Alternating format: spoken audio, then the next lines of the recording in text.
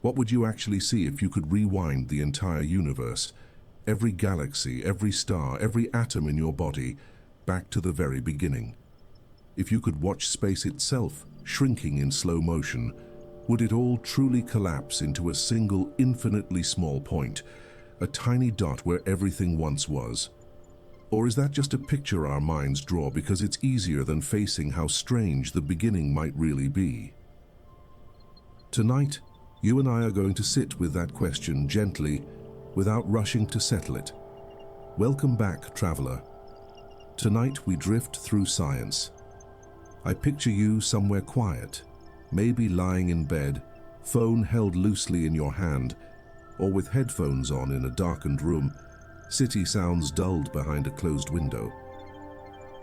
If the calm, slow way of talking about the universe helps you relax, you can tap like in or subscribe, or even tell me in the comments where you're watching from and what time it is there. It's strangely soothing to imagine these late hours stitched together around the planet. If you're here because your mind wouldn't let you sleep yet, that's okay.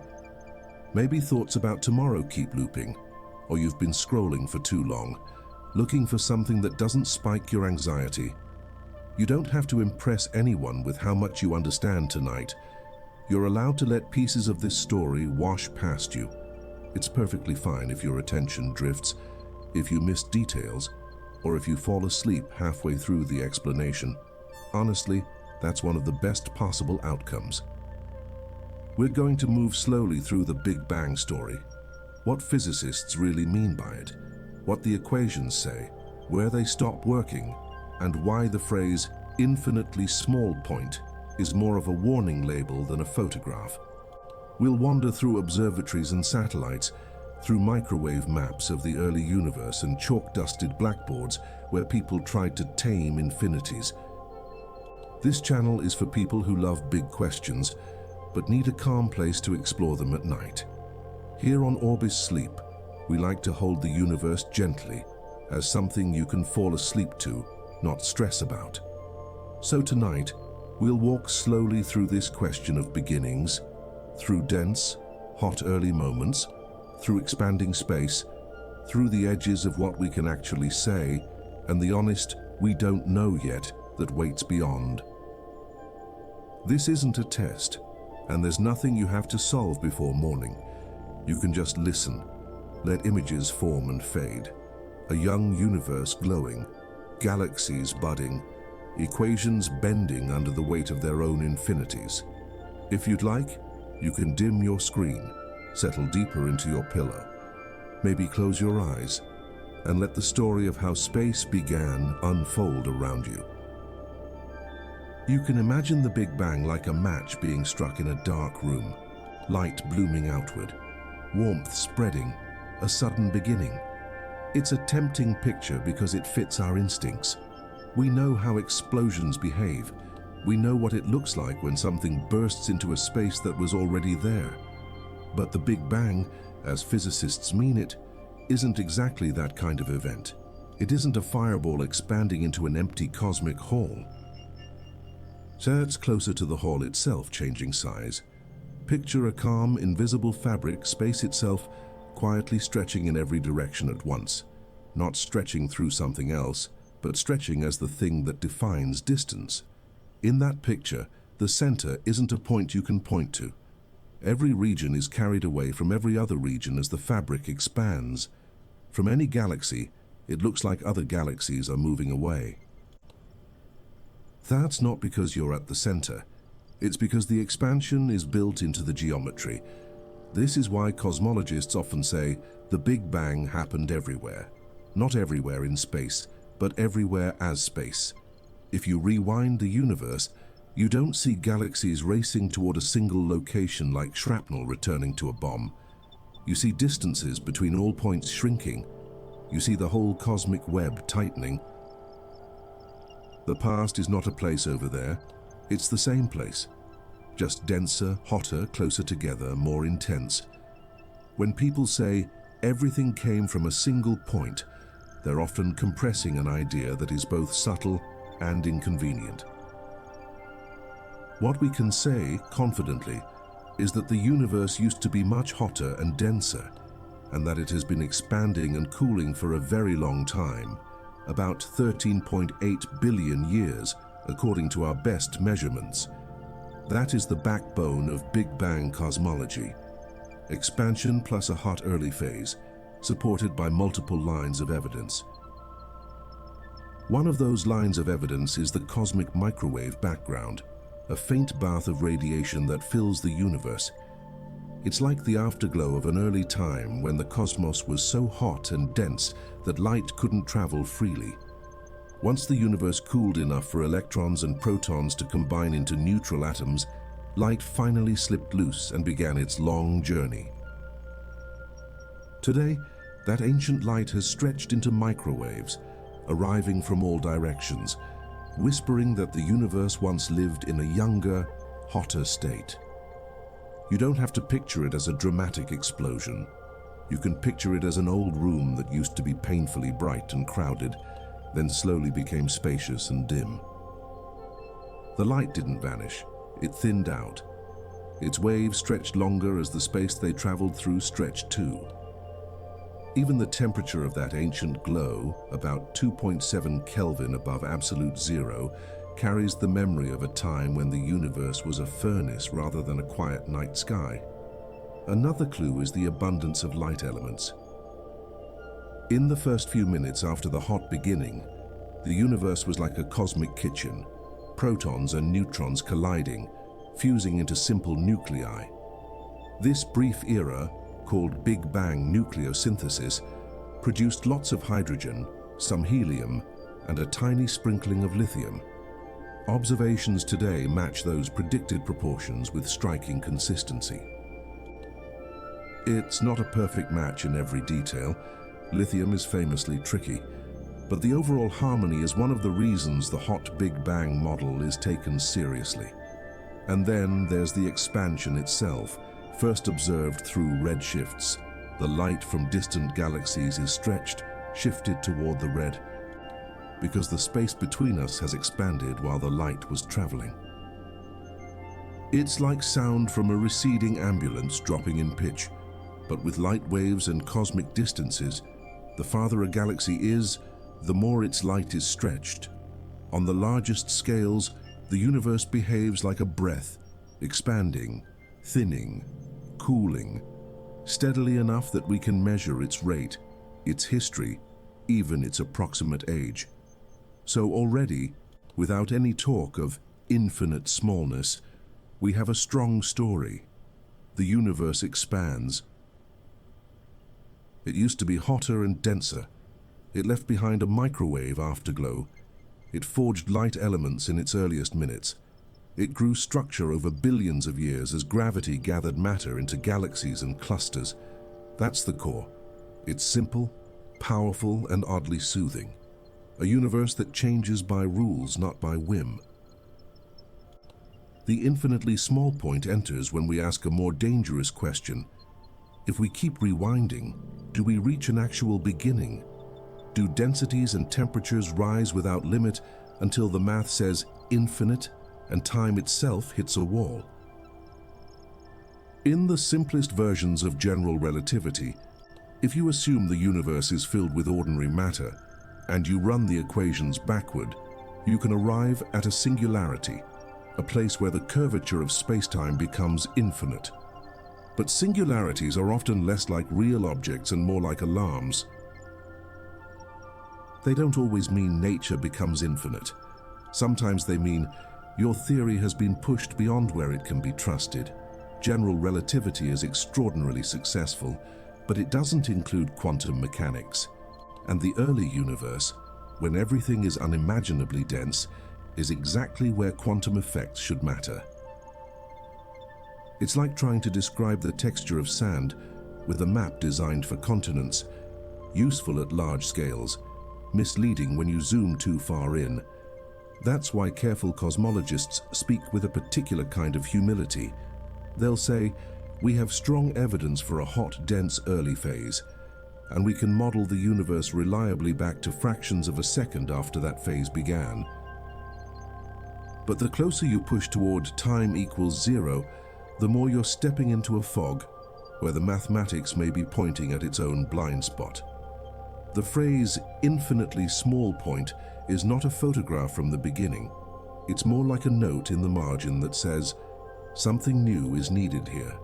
Still, it's natural to ask for a mental picture. The mind wants an origin. It wants a dot, a spark, a single place where everything was squeezed, and there is a gentle way to hold that desire without being trapped by it. You can think of the early universe not as a point in space, but as a state, a condition of extreme density and temperature, present everywhere, before expansion made room for galaxies and quiet nights. A beginning not as a location, but as a mood the universe once had. If you keep that distinction, state rather than place, then the question becomes even more interesting. Because now you're not asking, where was the point? You're asking, was there ever truly a moment when the universe's size was literally zero? And that leads naturally into the ideas physicists have proposed to avoid the singularity: cosmic inflation, quantum beginnings, bounces and boundary conditions that replace a sharp origin with something smoother, stranger, and more honest to what we know. For now, though, you can let your mind rest on what is already solid. The universe is expanding. It remembers a hotter youth in its microwave afterglow. It carries the fingerprints of its first minutes in the elements, and whatever happened at the deepest beginning, whether it was a singular point or something our language can't yet name, your existence tonight is part of the aftermath, the long cooling echo of that earliest brightness. And if you're somehow still awake after all that, you're absolutely one of our people. You can subscribe if you want more late-night science stories like this waiting for you. Quiet questions, gentle answers, and no pressure to stay conscious until the end. There's a certain kind of sentence that sounds like a fact, but behaves more like a cliff edge. The universe began as a single, infinitely small point is one of those sentences. It feels definitive, like a pin hammered into the ground. But in physics, infinite often means something more delicate. It can be the moment your equations stop being trustworthy. It can be the point where you've asked a theory to speak about a regime it was never built to describe, to see why. Imagine walking backward through cosmic history like stepping down a staircase.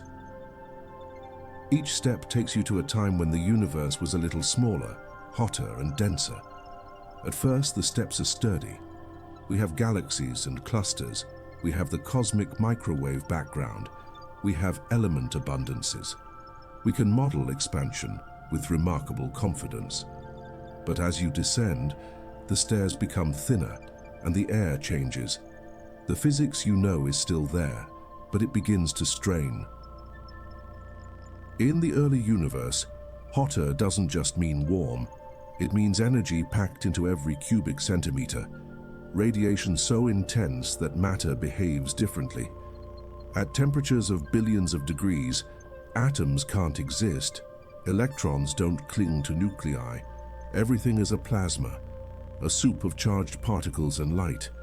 If you could stand there, if stand had any meaning, you wouldn't see stars or space. You'd be inside a glowing fog where the universe itself is the light source, bright in every direction. And yet, this fog is not purely imaginary. It left a fossil behind. The cosmic microwave background is the cooled remnant of that glow. When satellites like COBE first detected it with precision, and later WMAP and Planck mapped it in exquisite detail, they weren't just making pretty pictures. They were reading a message sent from a young universe, a message that traveled for nearly 14 billion years to arrive softly on our detectors. Picture engineers and scientists in a control room, watching a stream of data that looks like noise at first. There's a hum of electronics, coffee cups, quiet arguments about calibration. Somewhere, a tiny temperature difference, microkelvins, millionths of a degree, emerges from the static. Those subtle variations are the seeds of all structure. the slight overdensities that gravity later amplified into galaxies and clusters. It's oddly intimate, how much of cosmic history hides in a faint shimmer. This is one reason infinitely small point becomes suspicious. We don't actually see a point. We see a universe that was once hot and dense, with a nearly uniform glow, and with tiny ripples imprinted on it. We can trace those ripples forward, like following the first wrinkles in dough as it rises. The story works beautifully without ever requiring a literal geometric point. The point enters when we extrapolate beyond the data, beyond the glow, toward a time when our physics becomes incomplete. The incompleteness shows up because we are trying to combine two frameworks that don't fully agree. General relativity describes gravity as the curvature of space-time and works stunningly well for planets, stars, and the overall expansion of the universe. Quantum mechanics describes the probabilistic rules of particles and fields and works stunningly well for atoms and the subatomic world. The early universe was both. It was the whole cosmos, governed by gravity, and it was also a tiny, extremely energetic arena where quantum behavior should dominate. When you run classical general relativity backward and ignore quantum effects, space-time curvature can blow up to infinity. Density can blow up to infinity. Temperature can blow up to infinity. That's the singularity.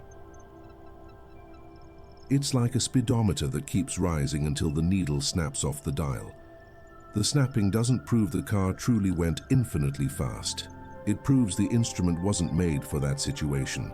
So, in a quiet way, infinitely small point may be less of a description of the universe and more of a description of our ignorance. It's the place where our map ends, not necessarily where the territory ends, and that's not a failure. It's an honest boundary. Science is full of these boundaries, edges where a successful theory stops being reliable and a deeper one is needed. The singularity is a boundary marker, painted in bright warning colors. Still, even before that boundary, there are real milestones we can describe with gentle clarity. There's the era when light could not travel freely because charged particles scattered it constantly. There's the moment of recombination, when the universe cooled enough for electrons and protons to settle into atoms, letting light stream outward and eventually become the microwave background. There's the earlier era of nucleosynthesis, just minutes after the hot beginning, when the first simple nuclei formed. And earlier still, there was a time when the universe was so hot that the familiar particles we talk about, protons and neutrons, couldn't hold together. Quarks and gluons moved in a dense plasma. This isn't science fiction. Particle colliders like the Large Hadron Collider recreate tiny droplets of quark-gluon plasma for fleeting instants, letting us test aspects of early universe physics in a lab. It's a strange comfort. The beginning is not entirely beyond reach. We touch its echoes in experiments. You can imagine a tunnel under the Earth where beams of particles race in opposite directions, guided by magnets colder than deep space. On a screen above ground, plots bloom like abstract flowers. Physicists compare data to simulations, checking whether their models of high-energy matter match what nature does. It's not a perfect mirror of the early universe. Nothing in a collider equals the whole cosmos, but it's one of the ways we press our hands against the glass of deep time and feel its temperature. All of this helps you hold the central question with more care. Did space begin as a single point? It depends on what you mean by begin and what you mean by point. If point means everything once existed in a hotter, denser state, with distances between all regions far smaller than today, then yes, in a sense, we can keep rewinding toward a smaller and smaller universe. But if point means a literal place of zero size, where physics becomes infinite, then the answer is not a confident yes. The honest answer is, our equations stop being complete. And that honest answer has its own beauty. It means there is still mystery at the foundation, not because the universe is vague, but because our tools are still growing. The beginning is like a horizon. You can approach it. You can learn from the light that comes from just beyond it.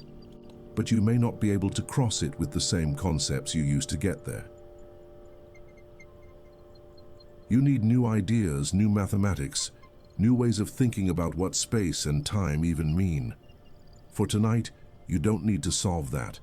You can let the boundary remain a boundary, the fog remain gentle. You can rest in the parts we do know, a hot universe that cooled, light released into freedom, ripples growing into galaxies, and a story that is both testable and unfinished. The universe doesn't demand that you understand its first moment in order to be allowed to sleep. It simply continues to expand quietly while you lie here listening, safe inside one small, late-night pocket of time.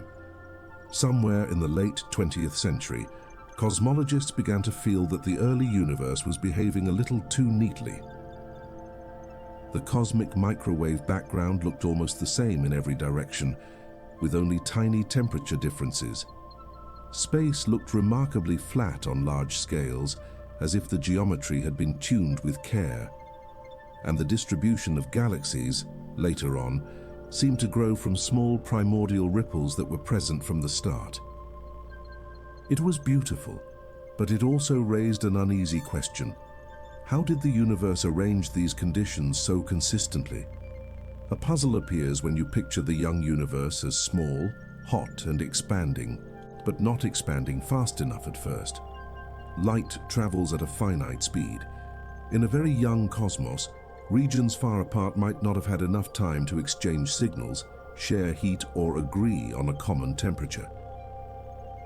And yet, when we look at the microwave background, distant patches of the sky have almost the same temperature, as if they once touched, mixed, and settled into equilibrium. This is called the horizon problem, and it's one of the reasons inflation was proposed. Imagine your room as a calm pool of water. If you stir it, the ripples spread out at a certain speed. If the pool were suddenly stretched huge, faster than ripples could travel, you might end up with distant corners that never communicated, yet somehow they look remarkably similar. That similarity is what the microwave background suggests, a universe that was once in contact, but that later grew so large that those contacts became impossible to maintain across the whole sky. Inflation offers a way to reconcile this by making the early universe expand extremely rapidly for a brief moment. Inflation, in its simplest telling, is not a slow breath. It's more like an instant where the universe doubles in size again and again, exponentially, in a blink of cosmic time. In fractions of a second, perhaps around 10:36 to 10:32 seconds, in many models, space expands by an enormous factor. It's not matter flying outward into space. It's space itself stretching so quickly that distances balloon. If you ever wondered how everything could begin from something tiny, inflation is one of the ways scientists make that idea less fragile. Because if the universe underwent inflation, then what we call our observable universe may have started as a patch small enough to be in thermal contact, then was stretched to cosmic scales. The uniform temperature becomes less mysterious. It was once genuinely uniform across a small region, and inflation expanded that uniformity outward. The flatness becomes less mysterious too. Any curvature would have been stretched away, like wrinkles smoothed out as fabric is pulled taut. A curved space, magnified enormously, can look flat locally, just as Earth's surface looks flat if you only walk a few steps. What's especially elegant is that inflation doesn't just smooth, it also seeds. Quantum mechanics insists that fields cannot be perfectly still. Even in a vacuum-like state, tiny fluctuations jiggle. During inflation, those microscopic quantum jitters can be stretched to astronomical scales. becoming the faint density ripples that later grow into galaxies. It's a story where the large-scale structure of the cosmos is, in part, the stretched echo of quantum uncertainty, a bridge between the smallest and the largest, whispered into existence in the earliest moments. You can picture those fluctuations like dust motes drifting in a shaft of light. Normally, they're tiny and transient. But if the shaft of light itself were expanding, pulling apart and enlarging the pattern, those motes would become broad, gentle variations. Later, gravity would amplify them, pulling matter into slightly denser regions, letting the cosmic web form. The result, billions of years later, is the lacework of galaxies you see in surveys. Filaments and voids, clusters and walls, all tracing the growth of tiny early differences. This is where the human experiments become especially vivid. Scientists don't just imagine inflation, they test its fingerprints. Satellites like WMAP and Planck measured the microwave background with extraordinary precision, mapping temperature variations across the sky. Those maps are not random. They contain statistical patterns, how much fluctuation exists at different angular scales, that can be compared to predictions from inflationary models. It's like listening to an ancient chord and trying to infer the instrument that played it. In quiet offices and busy conferences, people argue over those patterns, looking for hints of primordial gravitational waves or subtle deviations from perfect simplicity. They build detectors that stare at the sky from deserts and mountaintops, trying to measure polarization in the microwave background, swirls and alignments that could reveal deeper truths about the earliest era. There are nights when instruments collect data in the cold air, and days when graduate students write code to subtract foreground dust, to remove the Milky Way's interference, to tease out a signal that might be almost unimaginably faint. It's strangely calming to realize how careful this work is. The beginning of the universe is not approached with dramatic declarations, but with calibration, error bars, and repeated cross-checks. One team worries that a signal might be dust from our own galaxy rather than a primordial imprint. Another improves detectors, refines analysis, and tries again. The early universe, in this sense, is not a mythic origin story. It's a scientific investigation that unfolds through patience, humility, and the willingness to say not yet. And inflation itself is not a single theory carved in stone. It's more like a family of ideas, many versions with different assumptions about fields and potentials, about how inflation starts and stops, about what comes before. Some models suggest eternal inflation, where inflation continues in some regions even as it ends in others, producing a multiverse of bubble-like universes. Other models are more restrained, describing inflation as a one-time event with specific parameters. The core idea, rapid early expansion, has strong appeal, but the details remain open. If inflation happened, it changes the emotional tone of the infinitely small point claim. It suggests that what you think of as the whole universe might be far larger than the region we can ever see. Our observable cosmos would be one patch within something grander, with boundaries not of space itself, but of what light has had time to reach us. In that picture, the beginning becomes less like a single dot and more like a transition between regimes, a shift in how space behaves, a brief era of extraordinary expansion that sets the stage for everything that follows. Yet, even inflation, for all its elegance, doesn't fully answer the deepest question. It tells you how the universe could become large, smooth, and structured. It tells you why the early conditions look so prepared, but it still leaves you wondering what initiated inflation, what the inflating field really is, and whether the notion of a start still hides a singular boundary beyond which we need quantum gravity. Inflation pushes the fog back, but it doesn't necessarily remove it, and that's okay. Tonight, you don't need the fog to lift completely. You can let inflation be what it is, a compelling, testable idea that makes the early universe feel less like an impossible miracle and more like a natural unfolding of laws we are still learning. You can imagine that, for a brief instant, space expanded faster than intuition, stretching tiny quantum whispers into the seeds of galaxies, so that billions of years later, you could lie here, listening, under a sky shaped by those first faint ripples. If the universe once grew so quickly that it smoothed itself like fabric pulled tight, then the question, did it begin as a point, becomes gentler and stranger. Maybe the origin is not a dot you can draw, but a process you can only approach asymptotically, a limit where language softens and equations change their form.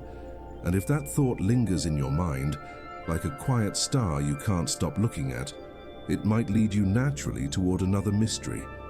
If inflation explains so much, what evidence could ever tell us what came before it, or whether before is even the right word at all?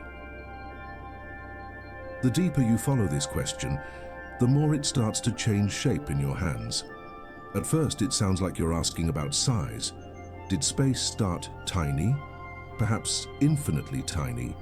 But eventually you realize you're also asking about time itself, because begin is a time word. It carries the assumption that there was a before, then a first moment, then an after. And in the extreme early universe, where gravity and quantum behavior meet, that assumption may be the very thing that fails first. It can be strangely comforting to admit that our everyday intuitions were not built for origins. The human brain is excellent at tracking causes in the middle of stories. One thing leads to another, and time flows forward like a river. But the question of the universe's beginning is a question about the river's spring, about what it means for the river to have a source if the landscape itself is created with the flow. You can feel why physicists sometimes switch from ordinary storytelling language to mathematics. Not to be cold, okay, but because words like before and after may be too narrow. One possibility, explored by some thinkers, is that time is not fundamental in the way you assume. It might be emergent, something that appears as the universe cools and becomes structured, like the way temperature emerges from the collective motion of many particles. A single molecule doesn't have a temperature, a gas does. In a similar spirit, a very early quantum gravitational universe might not have a clean classical time parameter at all. Time, as you live it, could be a later convenience, not an original ingredient. If that's true, the phrase, "the universe began," becomes less like a statement and more like a translation. It's what you say in human language when a deeper description involves a transition from one regime to another, perhaps from a timeless quantum state to a classical expanding cosmos with a clear arrow of time. The start might not be a first tick of a cosmic clock. It might be the moment the idea of a ticking clock becomes meaningful. This is where you can picture a physicist late at night, chalk in hand, staring at a blackboard covered in symbols. They're trying to write an equation for the universe as a whole. No outside observer, no external time. In ordinary quantum mechanics, you have time as a parameter that tells the system how to evolve. But for the universe, there is no external clock. So how do you write evolution without time? Questions like that are not just technical, they're philosophical in the most grounded way, because they ask what happening means at the deepest level. One famous attempt to handle this is the Wheeler-DeWitt equation, sometimes described as an equation where time disappears. In this framework, the universe is described by a wave function, but there's no explicit time variable the way you're used to. Instead, time can emerge relationally. one part of the universe changes with respect to another part, and that relationship becomes what you experience as time. It's like realizing that you can tell time not by an external clock, but by how shadows move across a wall, or by how your breathing changes. Time becomes internal, not imposed. Now, if you accept even the possibility of time being emergent, certain beginning models become easier to imagine without forcing a singular point. One is often called the no-boundary proposal, associated with James Hartley and Stephen Hawking. It suggests, in a simplified way, that the universe might not have a sharp edge in the past. Not a cliff where time suddenly starts, but a smooth rounding like the way the North Pole is not an edge of Earth. You can walk north until north becomes meaningless, not because you hit a boundary, but because the geometry changes. In that picture, asking what happened before the beginning is like asking what's north of the North Pole. The question feels natural from within your everyday coordinate system, but the coordinate system itself breaks down in the regime you're trying to apply it to. The universe could be finite in the past, without having a boundary that demands a before. The start is not a moment in time so much as the place where the concept of time rotates into a different form. Another related idea, associated with Alexander Vilenkin and others, is that the universe could have tunneled into existence. In quantum physics, tunneling is the strange phenomenon where a particle can appear on the other side of a barrier it classically shouldn't cross. Applied to the cosmos, the idea becomes poetic and unsettling. Perhaps the universe, in some quantum sense, emerged from a state with no classical space and time into a state where they became defined. Again, from nothing here doesn't mean an empty room. It means no classical space-time, no stage at all. You can see how language strains here nothing. In everyday speech is a kind of thing, an absence inside an already existing container. But in these models, nothing is not a vacuum with darkness and silence. It's the absence of the container itself. No distance, no duration, no where for particles to be. The mind rebels against this, because every mental image smuggles in a background. Yet physics sometimes asks you to consider that the background might not be a given.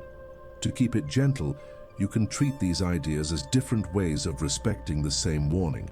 Singularities might be telling you that classical concepts are being overused. If space-time is quantized or emergent, then the infinitely small point might dissolve into a more physical description, one that avoids literal infinities. The beginning could be a quantum transition, a smooth cap, a tunneling event, or something else entirely that we haven't yet named. What matters is that the universe's earliest moments may not be describable using the same mental furniture you use for normal mornings. And humans, of course, are still figuring out how to test any of this. These are not just bedtime curiosities, they're active areas of research, tightly constrained by what we observe. The expansion rate, the microwave background, the distribution of galaxies, the behavior of gravity. Theories of the beginning are judged not by how satisfying their metaphors are, but by whether they connect to the data without breaking what already works. That's why the debates are careful, sometimes slow, and often unfinished. There is a quiet humility in that. We can map the sky with satellites that measure microkelvins. We can track gravitational waves from colliding black holes. We can recreate early universe matter in particle colliders. And still, when we ask about the ultimate origin, we may be like sailors reaching the edge of an ancient map where the ink fades and the ocean becomes, "Here be dragons." Not because dragons are real, but because the cartography isn't complete yet. If you let that image settle, it might feel less frustrating and more honest. The question, did space begin as a single point, could be like a flashlight beam pointed into a fog bank. The beam reveals something, textures, hints, a sense of depth, but it does not reveal everything. The fog is not failure, it's simply the limit of the light you have so far. And the universe is patient. It has waited billions of years to be studied. It can wait a little longer for us to build better lamps.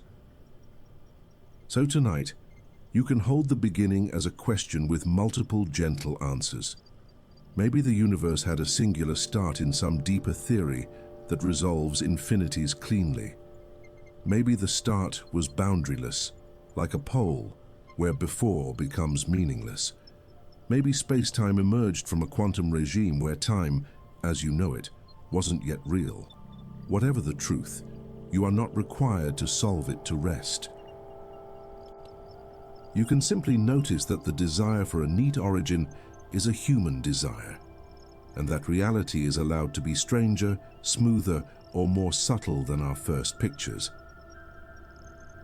And once you admit that the earliest moment might not behave like a moment at all, another question begins to glow quietly in the dark.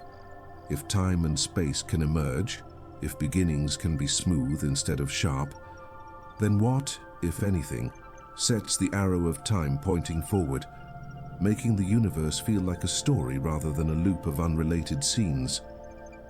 Have you ever wondered why you can't travel backward in time? Why, when you watch a cup fall and shatter, it doesn't spontaneously reassemble and float back to your hand? The universe has a peculiar quality. It doesn't run backward. Every experience we have is deeply tied to the direction of time. Forward, always forward. But why? Why, in a universe governed by the same laws that work equally in reverse, does time seem to only flow in one direction? The answer, or at least part of it, rests in a concept you're probably familiar with: entropy. Entropy is a measure of disorder, and in simple terms, the second law of thermodynamics tells us that the total entropy of a closed system, like the universe, always increases over time. In the simplest terms, things tend to become more disordered as time passes. A broken cup never spontaneously reassembles itself. That's entropy at work. The universe moves toward a state where energy is spread out, where systems reach maximum disorder, because this is simply more likely than the opposite. Now, imagine a universe where time could flow backward. In such a world, you would see things reversing. A glass shattering piece by piece, lifting itself up and reassembling. The dust in your room would spontaneously reorganize itself into perfect patterns. But that's not what we see. Instead, we see objects scatter, heat disperse, and systems fall into greater and greater states of disarray. The universe seems to be moving toward higher and higher entropy, and in doing so, it marks time's one-way direction. This process is deeply tied to the idea of the arrow of time.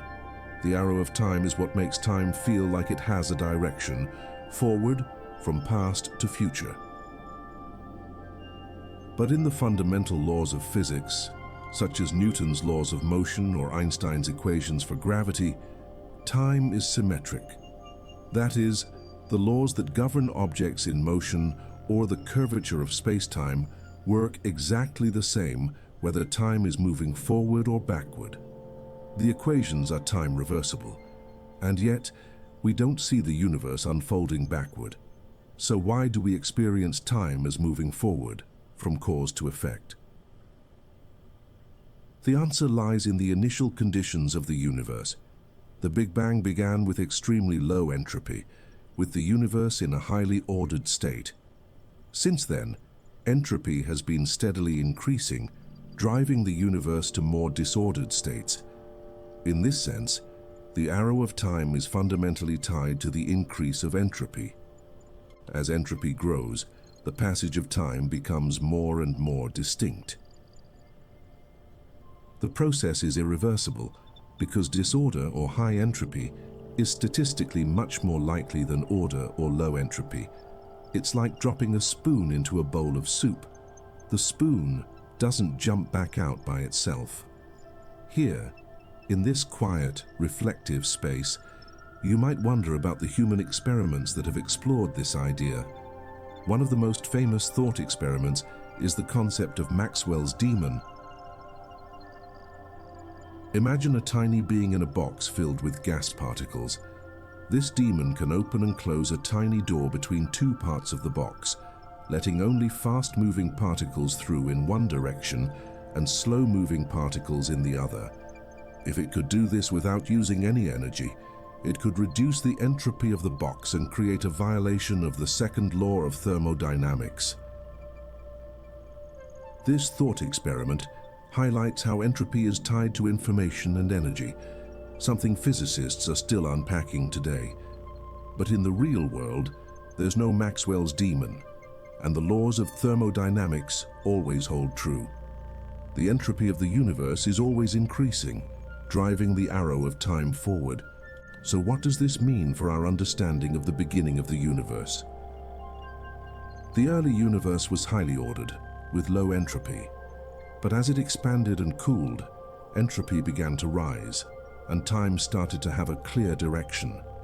The increase in entropy became the engine of time's flow, and that's why we experience the universe the way we do, with time moving in one direction, toward greater disorder. What's fascinating about entropy is that it doesn't just apply to physical objects. It's also about information. Imagine trying to unscramble a scrambled egg. You can't uncrack the shell, you can't take the yolk out and put it back in its original form. It's a one-way street. This concept also plays out in cosmology. Early in the universe's history, there was less information in the form of structure, less entropy. As the universe grew, stars and galaxies formed, and the information or entropy of the universe increased. That's another way of saying that time unfolded. As entropy increased, the universe moved from a state of simplicity to a state of complexity. And just like you cannot unscramble an egg, the universe cannot unscramble itself. Once entropy increases, it stays increased. This one-way flow of time is not just a concept we observe in physical systems, but in the fundamental fabric of the cosmos. The arrow of time, driven by entropy, makes the universe feel like a story that moves forward. Without this arrow, the universe would feel like a collection of frozen moments, with no distinction between past, present, or future. Yet, there's still mystery in how we experience this forward flow. We feel time moving, not just because of entropy, but because of the way we experience it in our daily lives. Our memories accumulate with the passage of time. We grow older. Our bodies decay, and we witness the universe unfold with us, alongside us. The passage of time isn't just something measured by clocks, it's something we live through, with all its joys, sorrows, and quiet moments. So, if the passage of time is deeply tied to entropy, and the increase of disorder is what makes time move forward, then perhaps the greatest mystery isn't in understanding how the laws of physics work. It's understanding why we experience time the way we do, why we feel it slip through our fingers, why the past remains behind us and the future remains just out of reach, and why, despite everything, time always keeps moving forward. And now, as you lie here, quietly listening to the story of time, you're already participating in that flow. Your own experience of time is an echo of the universe's story, a story where entropy reigns, where moments are strung together by the passage of time, and where the future is always ahead just beyond the horizon. If you're still awake at this point, it means you're exactly the kind of person this channel is made for. Those who love exploring big questions, but need a calm place to do it. You can subscribe if you'd like more of these late-night science stories, where time and space move at their own pace. At some point, the arrow of time stops being just a cosmic idea and becomes something you can almost feel in your body. Not because you're moving through years faster or slower, but because physics quietly insists that time itself is elastic. It stretches, it compresses, and it does so in ways that are real, measurable, and already woven into the technology you use every day, even while you lie still in the dark. Long before this felt intuitive, Albert Einstein noticed something unsettling. If the speed of light is the same for everyone, no matter how fast they're moving, then time cannot be absolute. It has to adjust. Two observers in motion relative to each other will disagree about how much time has passed, and both will be correct in their own frames. Time becomes personal, stitched to motion, like a shadow that changes shape as you walk. You can imagine this without rockets or stars. Picture a clock made of light, bouncing between two mirrors. If that clock is at rest beside you, the light moves straight up and down. But if the clock is moving sideways, the light traces a longer diagonal path. Same speed of light, longer path to travel. The only way to keep the speed constant is for the clock to tick more slowly. Motion, all by itself, stretches time. This is not a metaphor that lives only on paper. It's been tested with atomic clocks placed on airplanes, flown around the world, and compared to clocks left on the ground. When reunited, the clocks disagree by tiny but precise amounts. The ones that moved ticked differently. Time, measured to fractions of a billionth of a second, quietly revealed its flexibility. There's something almost tender about the way scientists confirm this. An experiment might look like a set of metal cases holding clocks more accurate than your imagination. Technicians checking temperatures, vibrations, magnetic fields. After the flight, data is downloaded, corrections applied, uncertainties discussed. And there it is. Motion has changed time, exactly as predicted, without drama. Speed is only half the story. Gravity also has a say. According to general relativity, the stronger the gravitational field you're in, the slower time passes relative to regions with weaker gravity. Clocks closer to Earth's surface tick more slowly than clocks higher up. The difference is tiny, but it's real. Lift a clock a few meters and time speeds up just a little. You don't have to take this on faith. GPS satellites orbit high above Earth, where gravity is weaker and orbital speeds are high. Both effects matter. If engineers didn't account for relativistic time differences, about 38 microseconds per day, the entire navigation system would drift by kilometers. Your phone would tell you that you're somewhere you're not. Everyday directions depend on cosmic timekeeping. Imagine a room filled with screens, engineers monitoring satellite signals, adjusting algorithms that quietly correct for time itself. They don't speak poetically about it during work hours, but the poetry is there all the same. Every location ping is a confession. Time does not pass uniformly across space. It never has. This means that the universe doesn't carry a single master clock. There is no cosmic wristwatch ticking in the background. Instead, time is local. It belongs to paths through space-time. Two people can start together and meet again later having experienced different durations, not because one cheated, but because space-time allowed it. If you let that settle, the early universe feels different. When space was denser, gravity stronger, expansion faster, time itself was woven differently. Asking how fast did time move at the beginning becomes a subtle question, because time's speed depends on conditions that were radically unlike anything familiar. This also softens the idea of a single, sharp beginning. If time is shaped by motion and gravity, then near the origin, where densities soar and expansion accelerates, the usual notion of seconds ticking by may lose meaning. The universe may not have started with a clean first tick, but with a region where ticks themselves blur and stretch. There's a quiet humility in how physicists talk about this. They don't say time stops. They say our coordinates fail. They don't say the universe breaks. They say the description needs refinement. Relativity teaches caution. What seems absolute in one frame dissolves in another without contradiction. And you, right now, are in a very gentle frame. Your speed relative to the room is 0. Gravity holds you comfortably. Time, for you, is ticking at a rate so ordinary it feels invisible. That ordinariness is not a flaw. It's a privilege of calm conditions. If you were lifted far from Earth, time would speed up for you. If you fell toward a black hole, it would slow down. Yet your heartbeat would feel normal the entire way. That's the quiet trick of relativity. Time always feels normal locally, even when it disagrees globally.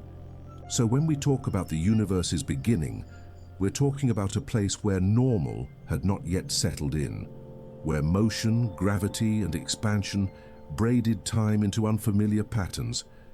The beginning might not be a moment you could point to on a timeline, but a region where timelines themselves were being formed. And as you rest here, letting these ideas drift by, it's enough to remember one simple thing. Time has never been as rigid as it seems.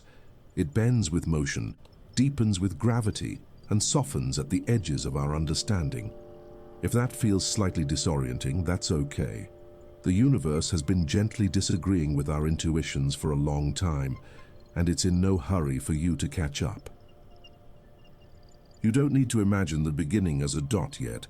For a moment, you can imagine it as a limit, a place where your usual measuring tape stops behaving like a measuring tape, because physics has a scale where the familiar categories begin to blur, a scale so small that space may no longer behave like smooth fabric. It's called the Planck scale, and it's where the phrase infinitely small starts to sound less like a destination and more like a warning.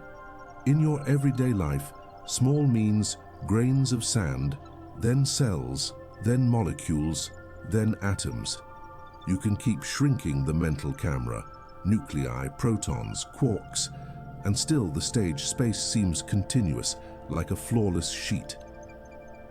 But if you push far enough, you reach a regime where gravity and quantum mechanics both insist on being heard at the same time. That's where our best theories stop playing nicely together. The Planck length is about 1.610.351.6 IMS 10^1.661035 meters.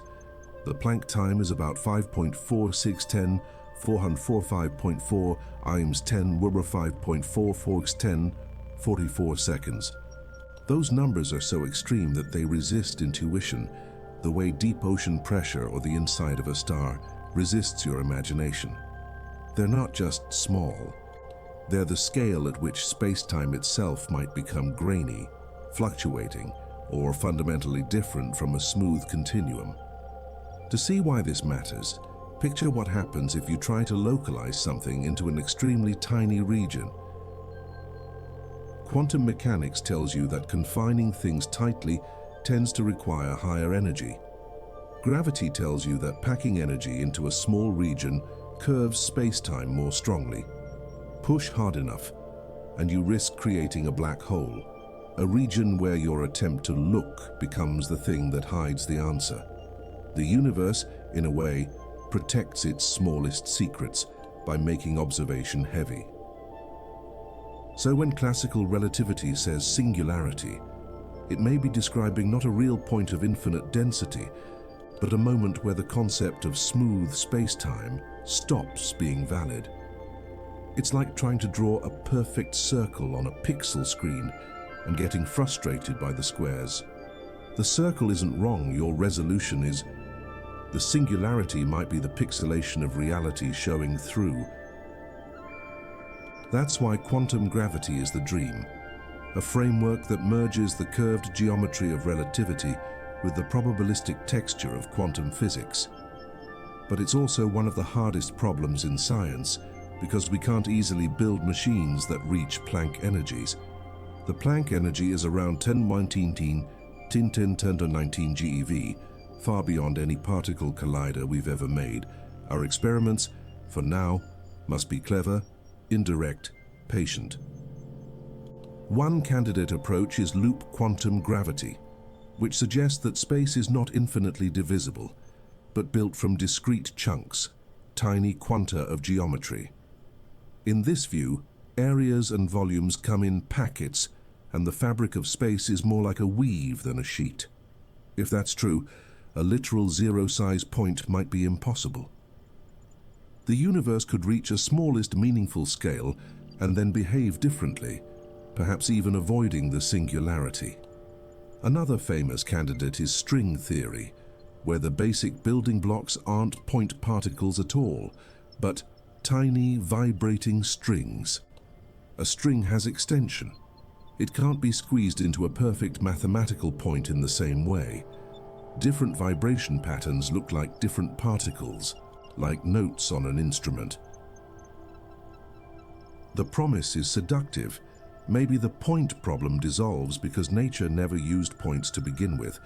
You can feel the same theme repeating quietly. Infinities tend to appear when a model is missing a piece. In classical electrodynamics, point charges can produce infinite self-energies until you treat the theory more carefully. In cosmology, a point-like beginning may be a sign that we are applying smooth geometry where it no longer applies. The universe might be finite at the start, but not in a way that fits a simple dot on a page. If you want a gentler image, imagine space-time near the beginning as a restless surface, like a dark sea under wind. Not waves you can see, but fluctuations in geometry itself. Distances would be uncertain, not because you're confused, but because the concept of a fixed distance might not exist yet. In such a world, infinitely small is not a physical condition. It's a sentence we say when our language runs out of footholds. And still, humans try to test these ideas. Some look for tiny deviations in the cosmic microwave background, subtle fingerprints that certain quantum gravity effects might leave behind. Others study gravitational waves, hoping that the early universe might have produced a background hum, a faint cosmic vibration that could carry information from unimaginably early times. The detectors on Earth, LIGO and Virgo, already listen to space-time tremble from black hole mergers, like distant drums in the dark. You can picture the human side of that listening. Long vacuum tunnels, lasers bouncing between mirrors, engineers worrying about seismic noise, thermal noise, quantum noise. People spend years subtracting the world from the signal. Trucks on roads, waves on coastlines, even tiny fluctuations in mirror coatings. It's almost funny, in a soft way, that to hear the universe you must first learn the precise sound of everything that is not the universe. There are also quieter labs where atomic clocks and interferometers are refined, where quantum systems are controlled with obsessive care. These experiments don't reach the Planck scale, but they teach us how quantum measurement, coherence, and precision behave. Step by step, the craft improves. Science often advances like that, not by leaping to the beginning, but by building better ears, better eyes, better patience. If quantum gravity is real, and it almost certainly is, then the earliest cosmos may have been governed by rules we only glimpse. The beginning might not be a single point, but a smallest chapter of space-time, where geometry is quantized, or strings smooth out extremes, or something stranger replaces our usual concept of size. The Big Bang would remain a hot, dense beginning in the sense that matters, without requiring a literal infinitesimal dot. And that circles you back to the title in a calmer way. Did space really begin as a single, infinitely small point? Maybe the most honest answer is that the phrase describes an extrapolation, not an observation. What you get if you push classical equations into a realm where quantum structure should dominate. The point may be where the pencil breaks, not where the paper ends. So tonight you can hold two truths at once. We have strong evidence for a hot, dense early universe that expanded and cooled. And we have a very real reason to doubt that infinite smallness is a physical fact. The most interesting beginnings often live exactly there, between what we can measure and what we can only infer, between the smooth story and the pixelated edge. And if the universe refuses to be a point, then a new question quietly replaces the old one. If the beginning wasn't a dot, what shape was it? Was it a bounce, a smooth cap, a quantum fluctuation, or a transition we haven't learned how to name yet? There's a gentle trap hidden in the way we talk about origins. When you ask where everything began, you're picturing a scene you could, in principle, watch, like rewinding a film until the first frame appears. But the universe is not obligated to provide a first frame you can see. Light has rules. Information has travel time. And in the earliest eras, the cosmos was not a clear window. It was a thick, glowing fog that refused to let messages pass. If you rest your head deeper into your pillow and imagine the newborn universe, don't picture black emptiness with a tiny spark. Picture a bright, dense ocean of particles and light, so crowded that photons couldn't go far without colliding. In that era, looking didn't mean what it means now. The universe was luminous, but not transparent. The light existed everywhere, but it was trapped in constant scattering like headlights inside heavy milk. This is why the cosmic microwave background feels almost like the oldest photograph we're allowed to have.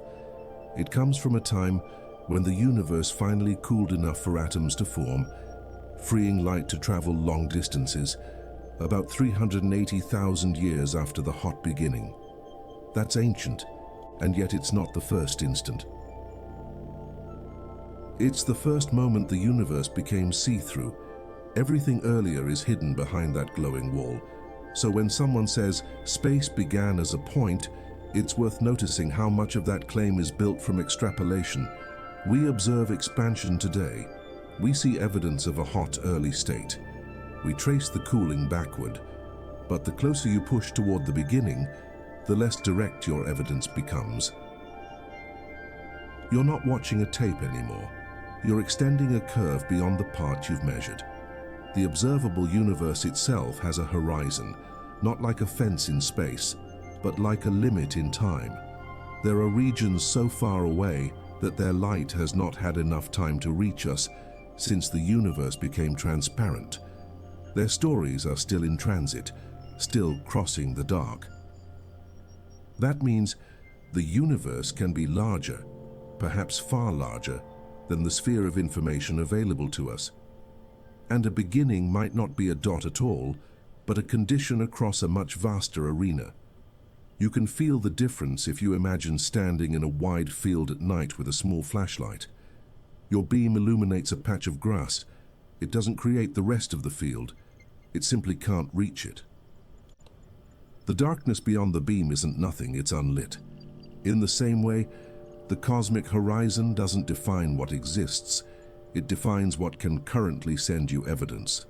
The beginning might have features outside your beam, outside your data, outside your sky.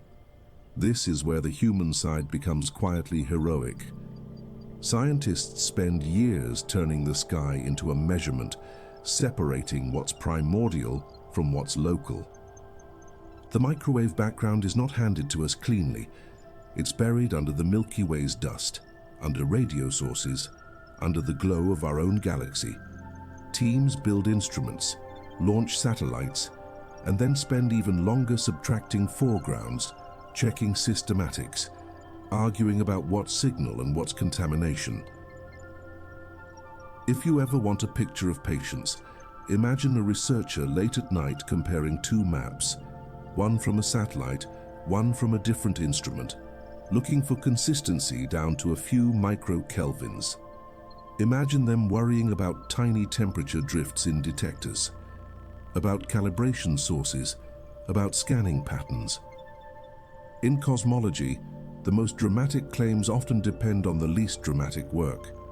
The careful correction, the repeated cross-check, the willingness to say, "We're not sure yet." Even galaxy surveys carry this same humility. When telescopes map millions of galaxies, they're not just making a pretty cosmic census. They're measuring how matter clumps on different scales, how ripples in density grew over time, how expansion shaped structure. Projects like Sloan, DES, and others build three-dimensional maps out of faint smudges, turning redshifts into distances. It's a slow conversion of light into history, an act of translation more than a simple observation. And yet, even with all this, you remain a creature inside the story you're trying to read. You're not outside the universe looking in. You're a small corner of it, attempting self-understanding. That creates a gentle asymmetry. You can't step back and see the whole thing at once. You see it through light cones, through delayed messages, through the long patience of photons. Your knowledge is shaped by what could physically reach you, and by what your instruments can separate from noise. This is why the single-point image can be misleading in a subtle way. A point suggests a location, a pin on a map. But a horizon-based universe suggests something else. A view centered on the observer by necessity, not by cosmic privilege. Your observable universe is centered on you because you are the one receiving the light. Someone in another galaxy has a different observable bubble, overlapping with yours, but not identical. There is no single observational center, only many perspectives. So perhaps the beginning is not a dot you'd locate, but a limit you approach. You rewind the expansion, and your equations suggest increasing density. But the nearer you get, the less direct your contact becomes, until you meet the surface of last scattering, the earliest light we can see. Behind it, the universe is not absent. It's simply hidden, like an early chapter written in ink you can't yet read. Sometimes scientists try to find other messengers that could carry earlier information. Neutrinos, for example, decoupled much earlier than photons, and in theory there is a cosmic neutrino background, an even older relic than the microwave background. But neutrinos are elusive. They slip through matter like ghosts through walls. Detecting that background directly is beyond our current reach. The idea sits there like a quiet promise. There may be older evidence if we learn how to listen. Gravitational waves are another hopeful messenger. Because gravity interacts weakly, primordial gravitational waves could travel from extremely early times without being scattered the way light was. People design experiments to detect a faint background of space-time ripples, an ancient hum beneath the universe's noise. So far, we've detected gravitational waves from black hole and neutron star mergers, dramatic and relatively nearby in cosmic terms. The primordial hum remains a whisper we haven't confirmed. There's a kind of melancholy in realizing how much the universe might be saying that we cannot yet hear. But it's a gentle melancholy, not a hopeless one. Every generation extends the horizon a little. New instruments sharpen the sky. New analyses tease out subtler patterns. The beginning may stay out of reach for now, but the process of reaching, slowly, honestly, is part of what makes the story human. And if your mind tries, again, to squeeze everything into a single point, you can soften that instinct by remembering this. Point is an image from a world where you can see the whole scene. Cosmology is a world where you infer the unseen from what arrives. The beginning might be a limit, a transition, a regime, a hidden page, something real but not necessarily drawable as a dot on a blank canvas. So you can end this stretch of thought with a quieter, more precise curiosity. If the earliest moments are hidden behind horizons and opacity, what would count as a true sign, an unmistakable fingerprint, that the universe had a specific kind of beginning, rather than simply a boundary to what our light can show? You can feel it when you hear a number like 13.8 billion years.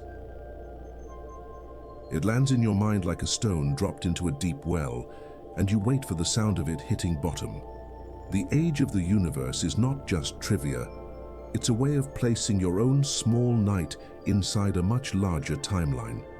And strangely, we didn't learn that number by watching the universe from outside.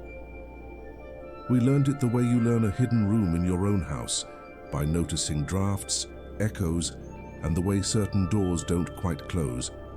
One path to the universe's age begins with something simple: expansion. If space is stretching, then, loosely speaking, you can estimate how long it has been stretching by measuring the rate. That rate is the Hubble constant, shiro, often given in kilometers per second per megaparsec. In calm words, it tells you how quickly galaxies appear to recede as a function of distance. Turn that rate into a time scale, and you get a rough cosmic age. The idea is clean. The execution is beautifully messy. Because to measure H0, you first have to measure distance in a universe where you can't lay down a ruler. Instead, humans built a ladder, what astronomers call the cosmic distance ladder, each rung calibrated by the next. Parallax for nearby stars, then Cepheid variables, then Type Ia supernovae, then galaxies far beyond. Every rung carries its uncertainties, its careful corrections, its nights of data that look like noise until they don't. In your mind, you can picture a Cepheid variable star pulsing steadily, bright, dim, like a lighthouse in the dark sea of the Milky Way. The magic is that Cepheids have a relationship between their pulsation period and their intrinsic brightness. If you know how bright it truly is, and how bright it looks from Earth, you can infer distance. This is not mystical, it's calibration. It's the universe offering you a rhythm you can measure, but calibration is a human art. People used the Hubble Space Telescope to observe Cepheids in distant galaxies, refining the ladder. They use Gaia to improve parallax measurements, anchoring the first rung with better precision. They argue about dust, metallicity, crowding, and detector effects. They run the same pipeline twice in different ways to see if the answer moves.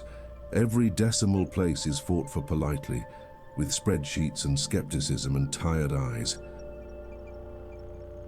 Then come the supernovae, type ISC, the famous standardizable candles. A white dwarf reaches a critical condition and detonates, briefly outshining its galaxy. Because these explosions have a characteristic brightness pattern, they can be used to measure distance across huge scales. You might imagine the light curve, how brightness changes over days, like a signature. Astronomers fit models to it, correct for color and stretch, and turn that brief flare into a yardstick that spans billions of light years. Meanwhile, there's another way to estimate the universe's age that doesn't rely on the local ladder. It comes from the cosmic microwave background, the relic glow from when the universe became transparent. Satellites like Planck measured that glow's tiny fluctuations and used them to infer cosmological parameters: matter density, dark energy density, curvature, and expansion history. From that fitted model, the age of the universe emerges with impressive precision, about 13.8 billion years. It's almost poetic. One method looks outward from nearby stars and stepping stone galaxies, climbing from the local to the far. The other looks backward to the oldest light we can see, reading the early universe's fingerprint and projecting forward. Two approaches, different philosophies, both built on hard-won measurement. If they agreed perfectly, the story would feel neat. But the universe, as usual, leaves a small wrinkle. That wrinkle is the so-called Hubble tension. Local measurements, using Cepheids and supernovae, tend to give a higher H0 than the value inferred from the early universe via the microwave background under the standard cosmological model. It's not a screaming contradiction, but it's persistent enough to be uncomfortable. Either there's an unrecognized systematic error hiding in the measurements, or our model of the universe is missing a subtle ingredient. You can almost see the human scene around this tension.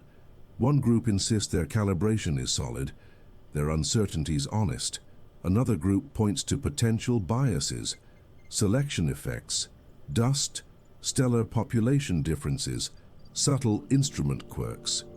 In conference halls, slides click forward.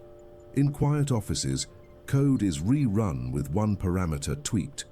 People are not fighting for drama, they're fighting for clarity. And the tension survives, like a soft, unresolved chord. There are other age cross-checks too, methods that feel like listening to the universe through different walls. Astronomers estimate ages of the oldest globular clusters and ancient stars using stellar evolution models. They compare the cooling of white dwarfs, the turn-off points in star clusters, the chemistry of early stellar populations. These aren't perfect clocks, but they're independent narratives. The remarkable thing is that, broadly, they align with a universe around 13 to 14 billion years old. The big picture holds. And yet, when you return to the title question, did space begin as an infinitely small point? This age becomes more than a number. It becomes a constraint. If the universe has a finite age, then light has traveled only so far. The observable region is bounded. The early era is compressed into a finite time. The phrase "begin" becomes harder to dismiss because the universe looks like it has an origin in time, not an eternal steady state. Still, origin is not the same as point, because point is geometry language, and age is time language, and the universe doesn't promise that those two languages stay compatible at the extremes. A finite age does not force a literal infinitesimal dot. It forces a story, expansion from a hot, dense state, a timeline that begins where our descriptions begin to work. The deepest start may still be a regime we describe imperfectly, even if we can bracket it with confident numbers. There's a quiet emotional shift that happens when you accept the universe's age. Your own life becomes a small candle in a long corridor. That can feel diminishing for a moment, like being a brief flicker in a cathedral of time, but it can also feel strangely relieving. The universe doesn't require you to be permanent to be meaningful. It allows you to be transient and still part of the measurement, part of the curiosity, part of the story that understands itself. Even the instruments feel like extensions of that tenderness. A telescope is a human attempt to stretch your senses across time. A satellite is a way to listen to a glow that began before Earth existed.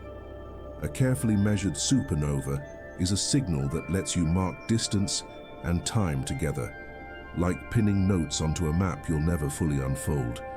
And you, lying in bed, are connected to that. You are the place where the photons finally land. So if you feel a little small right now, you don't have to push that feeling away. Smallness can be gentle. It can be a softness in the chest, a quiet humility that makes the room feel safer rather than colder. The universe is old. You are here for a moment. And in that moment, you can understand something true about billions of years. That's not insignificant. That's astonishing. And if the universe's age can be measured in two very different ways that almost but not perfectly agree, it leaves you with a delicious, sleepy question hanging in the dark. Is that slight disagreement just a hidden flaw in our ladders and maps? Or is it the universe hinting that something subtle happened early on, changing the expansion story in a way we haven't learned how to name yet? You can learn something about a beginning by watching how a story behaves near its ending, not because the universe is written like a novel, but because the same equations that describe expansion also describe its long-term fate. If space can stretch, it can keep stretching. If the cosmos once raced outward from a hot, dense state, it might spend the rest of its life thinning out, cooling down, and growing quieter, until beginning feels less like a dot behind you and more like a distant warmth you can barely remember. For much of the 20th century, people wondered whether gravity would eventually slow expansion enough to reverse it. The image was almost satisfying, an expanding universe that someday stops, turns around, and collapses into a big crunch, a kind of cosmic inhale after a long exhale. If that happened, the notion of a point might reappear at the end. Another extreme density, another place where our physics strains. Beginnings and endings could mirror each other like two doors in a hallway. Then the late 1990s arrived with an unexpected twist. Two teams studying distant Type Ia supernovae found evidence that the expansion of the universe is accelerating, not slowing down. Galaxies are not just receding. Over cosmic timescales, the recession is speeding up, as if space has found an extra push. The word we use for the cause is dark energy, not because it's spooky, but because it's still not fully understood. It's a name for a phenomenon, not a complete explanation. If you picture the universe as a vast loaf of raisin bread, expansion is the dough rising, carrying raisins apart. Dark energy is like the oven heat increasing as the loaf rises, an extra effect that makes the stretching more persistent, more dominant, especially as the universe grows larger and more dilute. In the standard cosmological model, dark energy behaves like a cosmological constant, a kind of energy density of empty space that doesn't thin out as space expands. That's a strange statement, but it fits the data well. Here, a single number becomes quietly important, the equation of state parameter, often written as WWW. If WWW's 1, dark energy acts like a cosmological constant. If it differs, the future can change dramatically. Scientists measure WWW by combining data: supernovae, galaxy clustering, the microwave background, gravitational lensing. It's a slow triangulation, like trying to deduce the shape of a distant mountain from the way clouds wrap around it. You can imagine an astronomer's screen filled with plots, confidence contours, error ellipses, best fit lines. Behind those graphs are years of observations, photons collected one by one, plus endless careful work subtracting biases and noise. The human side of the universe is accelerating is not a shout. It's a quiet consensus built from many reluctant confirmations. People tried to disprove it. The data kept pointing the same way. So what does this mean for the ultimate fate? If dark energy remains constant and dominant, the universe will keep expanding faster and faster. Galaxies not gravitationally bound to us will slip beyond our cosmic horizon. Their light will redshift to longer wavelengths, becoming harder to detect. Over unimaginably long times, the observable universe becomes lonelier, not because things vanish, but because the stretching of space outruns the ability of light to keep connecting distant regions. This future is sometimes called heat death, or the big freeze. Not a dramatic explosion, but a slow fade. Stars burn out, new stars become rarer, matter decays or collapses into compact remnants. Black holes slowly evaporate over timescales so vast they feel like a joke told by the universe. Eventually, energy becomes spread thinly and evenly, with no gradients left to drive complex processes. Entropy approaches a maximum. Time keeps moving, but less and less happens. It sounds bleak when said quickly, but in the calm of night, it can feel like a kind of cosmic lullaby. A universe that expands forever is a universe that, in a sense, relaxes forever. The energy spreads out, the drama settles. The loud early chapter quiets into a long, dim epilogue. And against that future, the hot, dense beginning feels less like an abstract singularity and more like an origin of warmth, a place where complexity had a chance to arise at all. Other fates exist in theory. If dark energy changes with time, if WW is not exactly 111, the expansion could evolve. In some models, dark energy grows stronger, leading to a big rip, where expansion eventually tears apart galaxies, stars, planets, and even atoms. That's an extreme scenario, and current observations don't demand it, but it shows how sensitive the end is to the nature of dark energy. In a big rip picture, the universe's ending becomes another edge where our intuition breaks. Structures unravel not because something hits them, but because space itself pulls so insistently that binding forces can't hold on. It's a bizarre image, gravity refusing to keep its grip, electromagnetism losing the tug-of-war. Even then, the lesson is the same. Our cosmos is governed not just by matter, but by the behavior of space-time on the largest scales. There's a quieter twist too. The fate of the universe shapes how you interpret the beginning. If the universe expands forever and becomes emptier and colder, you can think of the Big Bang not as a single point in space, but as a condition of extreme density and temperature that existed everywhere within the early universe's connected region. The point is not a location in space. It's a limit in the history of the scale factor, the size of space as a function of time, heading towards zero in a classical model. This is where the mathematics gives you a clean story, and your imagination tries to paint it as a picture. The scale factor shrinking towards zero tempts you to imagine everything squeezed into one dot. But the more mature view is gentler. What shrinks is the distance between points, the separations that define space as you experience it. Whether those separations truly reach zero is exactly what quantum gravity might prevent. The beginning is a boundary of the model, not necessarily a literal geometric pin. And the end, too, might be a boundary of a model. Heat, death is an extrapolation. Big Rip is another. Big Crunch is another. The universe is not required to follow our extrapolations exactly. It's required to follow reality. The beauty is that we can make predictions, test them, refine them, and learn the shape of the story not by demanding a neat ending, but by listening to what the cosmos actually does. If you let this settle into your breathing, the beginning becomes less like a question about where everything started, and more like a question about what kind of universe this is.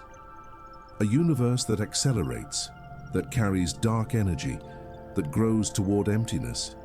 This is a universe whose start might have been a low entropy, high energy state, not necessarily a mathematical point. The word point becomes a shorthand for a limit we cannot yet resolve, and there's a gentle consolation hiding inside that you're not living in a universe that snaps into existence and disappears like a spark. You're living in a universe with a long, gradual arc, hot and dense to cool and diffuse, loud to quiet, structured to stretched. Your life is a small segment within that arc, but it's a segment where the universe can look back at itself, measure its age, argue about its expansion, and wonder about its start. So when the night feels too small, you can remember that you're part of a cosmos that has room for subtlety, a beginning that might not be a point, a future that might be a slow fading rather than a crash. And the quiet thought that connects both ends, whatever the universe is doing, it's doing it everywhere all at once, without needing an external stage. And if space can expand into a future where distant galaxies slip away beyond what you can ever see, it leaves one last, soft question hanging in the room. Is the most important beginning the one we imagine as a point, or the one we can actually reconstruct from the faint, persistent messages still reaching us tonight? You don't have to picture the beginning as a dot if the universe had a phase that behaves more like a sudden breath.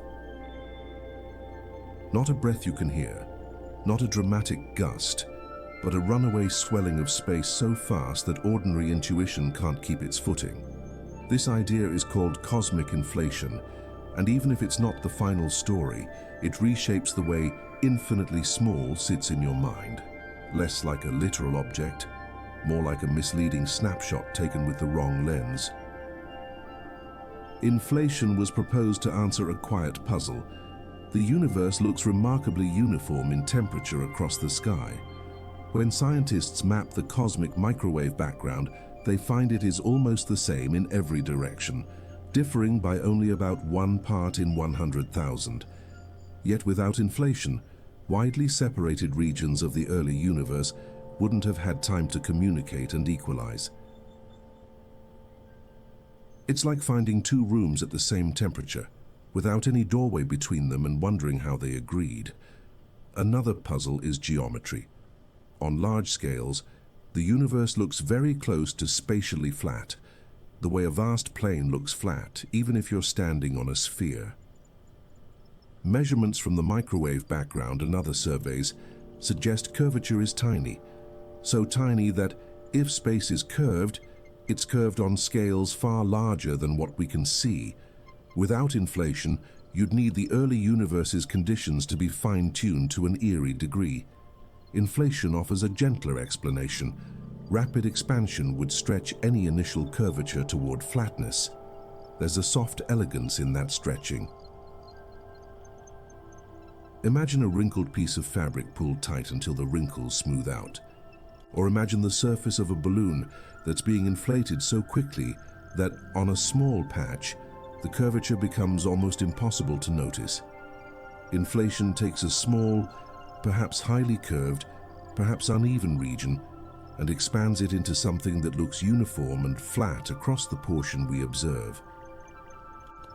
Your point becomes not a location, but a tiny seed region that got magnified into a cosmos.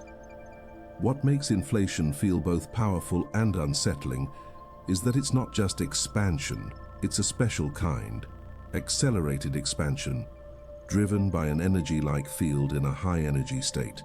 People often call it the inflaton, though the name is less important than the behavior.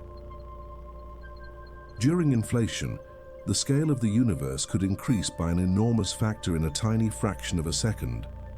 The details depend on the model, but the emotional message is the same. The early universe may have changed size in a way that breaks ordinary storytelling. If you want one concrete anchor, think in terms of E-folds, a way cosmologists count repeated factors of EA, about 2.718. A successful inflationary period typically needs something like 50 to 60 E-folds or more, meaning the universe's size multiplied by an absurd factor, so large it makes big lose its meaning. This isn't something you imagine as a firecracker. It's more like a silent, exponential swelling that turns a microscopic patch into something that can contain everything you'll ever call the sky. And here's the gentle twist. Inflation doesn't remove mystery about the beginning. It relocates it. Instead of asking only, was there a point key, you also ask, what started inflation, what ended it, and what state existed before it? Inflation can explain why the universe looks the way it does after the earliest fog clears, but it may not tell you what reality was doing at the very first boundary, if such a boundary even exists. The universe leaves clues, though, and humans try to read them with almost obsessive care. Inflation predicts that tiny quantum fluctuations, microscopic randomness, were stretched to cosmic sizes, becoming the seeds of galaxies. Those seeds should show up as a particular pattern in the microwave background. the statistical distribution of temperature variations, their correlations across angles, and the way those patterns translate into density ripples. Satellites mapped those ripples, and the fit to simple inflationary-inspired predictions is, in broad strokes, remarkably good. You can picture the human scene behind that fit. Teams calibrate detectors that can measure temperature differences of microkelvins. They account for instrument noise, scanning strategy, beam shapes, and contamination from the Milky Way. They run simulations of fake universes to test pipelines. They argue about priors, parameter degeneracies, and hidden systematics. In the end, what emerges is not a single triumphant proof, but an increasingly constrained space of stories the early universe could have told. One of the most haunting predictions involves gravitational waves, not the loud ones from colliding black holes, but a faint primordial background. Some inflation models suggest they would leave a special swirling pattern in the polarization of the microwave background called B modes.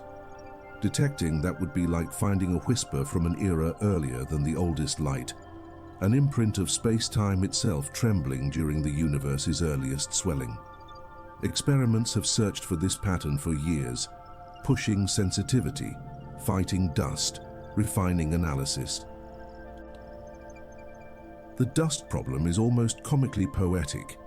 Interstellar dust grains align with magnetic fields and emit polarized light, creating patterns that can mimic the signal researchers seek. So scientists end up studying dust with exquisite seriousness, not because dust is the goal one, but because dust is the gatekeeper. They compare frequencies, map foregrounds, subtract models, and learn humility. The early universe might be speaking, but the Milky Way is humming in front of the microphone. Now, if inflation happened, the single point idea becomes even less literal. Your observable universe could be one inflated patch within a much larger space-time. The beginning of your patch might trace back to a tiny region, but that doesn't mean the entire cosmos was once a single dot. It means the region that became your visible sky might have been compact enough to share conditions, then got stretched beyond recognition. This opens a softer, stranger possibility. Maybe inflation was not a one-time event. Some models suggest eternal inflation, where inflation continues in some regions while ending in others, like bubbles forming in a simmering pot. Each bubble could become a universe with its own local conditions. In that picture, the beginning becomes complicated. Your universe has an early hot phase, but the larger inflationary process might not have a simple start, or might have one hidden behind deeper physics. You don't need to believe eternal inflation to feel its emotional point. It reminds you that our words, beginning, outside, before, are shaped by everyday scenes. But cosmology may be describing a reality where outside isn't a place and before isn't a universal direction. Sometimes the best you can do is hold a model as a tool, inflation as a way to explain uniformity, flatness, and the origin of structure, while admitting that the tool doesn't yet carve nature at every joint, so the title question becomes gentler and more precise. Space did not necessarily begin as an infinitely small point. The hot, dense beginning, we infer, could be the aftermath of inflation ending locally, like a release of stored energy into particles and radiation, filling space with heat. The point becomes a shorthand for, we can trace back to a regime where our classical description compresses, not a claim that reality contained an actual dot of infinite density. And notice what this does to you. Here in the quiet, it replaces a harsh image, everything crushed into impossibility, with a more physical one. The universe as a system that underwent phases, transitions, behaviors that changed with energy and time. That feels more like nature, Not a magical start, but a sequence of regimes, each with its own rules and limits, each leaving traces we can try to detect. If inflation is the universe's early breath, then the real mystery is not whether there was a dot. The real mystery is what breathing even means when the lungs are space-time itself. What kind of physics can cause a runaway swelling, seed a cosmic pattern from quantum noise, and then settle into the slower, graceful expansion we measure tonight? And if your mind wants one last question to drift with before we close the arc, if the largest structures in the cosmos were seeded by the tiniest quantum jitters stretched into the sky, what does that say about the boundary between randomness and inevitability, between the universe's first quiet shiver and the galaxies that eventually learned how to shine? Tonight, the question you brought with you still hangs in the air with that special kind of quiet weight. Did space really begin as a single, infinitely small point? It's the sort of question that feels simple when you say it quickly, and then becomes stranger the longer you sit with it, like staring at a star until you realize it isn't a dot at all, but a distant sun with its own storms, its own history, its own hidden structure. Over the course of this night, we walked backward through the universe's clues instead of demanding a single dramatic picture. We held the expansion gently, traced it into a hotter, denser past, and noticed how the word singularity often appears when our current tools reach their edge. Sometimes infinite isn't a fact about nature. It's a sign that a model has been pushed into a place it was never built to describe. We lingered with the way space and time refuse to behave like a rigid stage. Motion stretches time. Gravity edits the pace of clocks. Even in the calm, ordinary life of satellites and navigation, relativity is already at work, quietly correcting our assumptions. So when we aim those same assumptions toward the earliest moments, we shouldn't be surprised if the usual idea of a clean first tick starts to blur. Then we drifted down toward the Planck scale, where distances become so small that smooth space-time may no longer be a safe assumption. At around 10 to 35 meters, the universe begins to feel less like a continuous fabric and more like something whose weave we don't yet understand. If quantum gravity is the missing thread, then the point at the beginning might not be a physical object at all, just the place where the stitching pattern changes. We also faced a different kind of limit, the limit of what can send us information. The early universe was bright but opaque, a glowing fog where light couldn't travel far. The cosmic microwave background is the oldest light we can see, a patient message released when the universe became transparent. Not the first instant, but the first moment the cosmos let itself be photographed. Everything earlier is inferred, modeled, and gently argued over, with humility built into the method. And still, humans keep building better ways to listen. Telescopes mapping galaxies into three-dimensional history. Satellites measuring temperature differences in the sky down to a few microkelvins. Laboratories refining clocks until time itself becomes something you can compare with exquisite care. It's almost tender. How much of cosmology is not spectacle, but attention. People subtracting dust, correcting drift, questioning their own pipelines, trying to be honest about what the universe truly said. Even the universe's age, those billions of years that make your own day feel small, came to us through multiple routes. Distance ladders, supernovae, ancient light, and that small tension in the measurements that refuses to vanish, like a soft, unresolved chord. It doesn't break the story, it keeps the story alive. It reminds us that the beginning is not a settled myth. It's an active investigation. We glanced forward, toward a future where expansion continues and the cosmos grows colder and more dilute. In that long view, The beginning becomes less like a dot in space and more like a past condition, a hot, dense chapter that happened everywhere within the early connected universe. A point might be the way our minds compress a complex boundary, not the way reality actually behaved. And if inflation happened, if there was an early breath that stretched a tiny patch into something vast, then the picture changes again. The seed could be small without being infinitely small.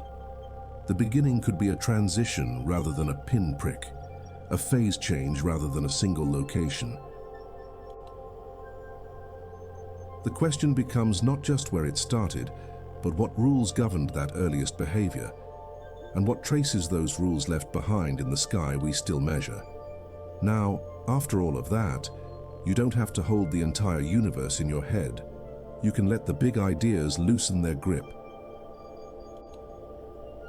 You can return to the most local truth, your body resting the weight of a blanket, the hush of a room, the gentle mechanical sounds of a world that keeps moving without asking anything from you. If your mind wandered tonight, that was allowed. If you fell asleep somewhere in the middle, that's honestly the best outcome. And if you're still awake, you're not behind, you're just here. Thank you for spending this time with me, and for trusting a question this large in a setting this quiet. If you'd like more nights where science feels like a soft light instead of a spotlight, more stories that let the universe stay mysterious without making you tense, you can subscribe. No pressure. Just a small doorway you can leave open for future evenings. Before you drift off, I'd love to know where you're listening from and what time it is there. It's strangely comforting to imagine these words landing in many different rooms across the same spinning earth, different hours, different weather outside the window, yet the same need for calm inside. And when you're ready, let the original question fade into something gentler than an answer. Not, was it a point, but what kind of universe turns questions into comfort? Let the cosmos keep expanding in the distance. Let the oldest light keep traveling. And let you, tonight, be small in the best possible way, safe, unhurried, and finally allowed to rest.